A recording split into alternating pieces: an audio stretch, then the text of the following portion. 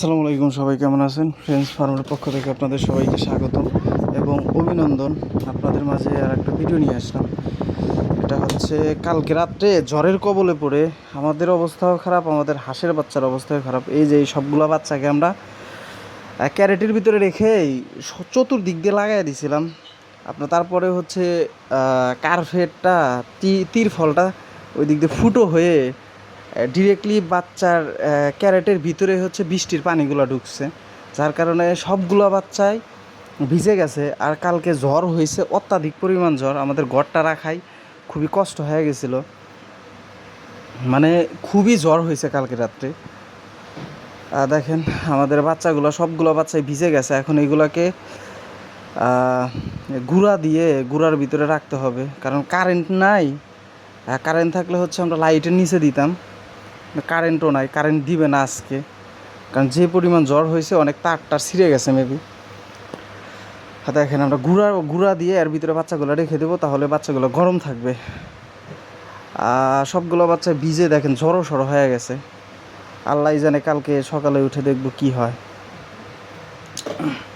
দেখেন অবস্থা খুবই অত্যাধিক খারাপ বাচ্চাগুলোর অবস্থা। আমরা ভাবছি যে এইখান দিয়ে তো বৃষ্টি আসবে না, মানে সব দিক দিয়ে লাগাই না, ওদের যে রাখি ক্যারেটের ভিতরে রাখি সব দিক দিয়ে লাগাই না, চতুর্দিক দিয়ে ওখানে বৃষ্টি আসার কোনো সম্ভাবনা নাই। কিন্তু তীর ফলটা ছিঁড়ে বৃষ্টি সব টপ টপ করে হচ্ছে আপনার ক্যারেটের ভিতরে পড়ছে।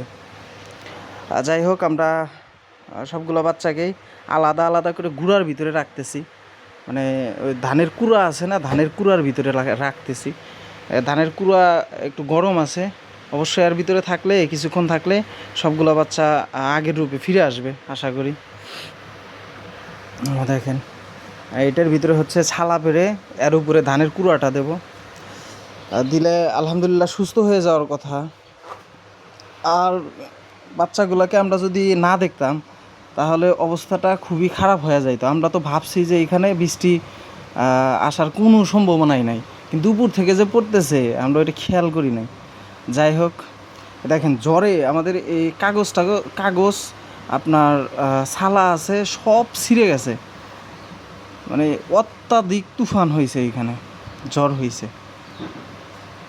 আমাদের এই ঘরটা রাখায় খুবই টাফ হয়ে গেছে। আমরা আপনার ওই তিরফলের উপরে বাটাম, নিচে যে বাটামগুলো আছে বাটামগুলো ধরে ধরেছিলাম, প্রচুর ভয় পাইছি কালকে রাত্রে।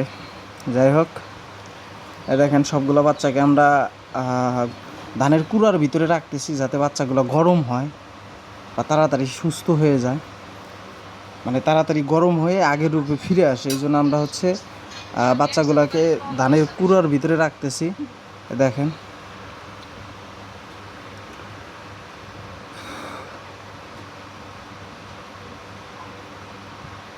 পাট পাট করে দিতেছি, মানে তিনটার ভিতরে কুড়া দিয়ে আপনার তিনটা এক তাক করে রাখবো, একটার উপরে একটা করে রাখবো।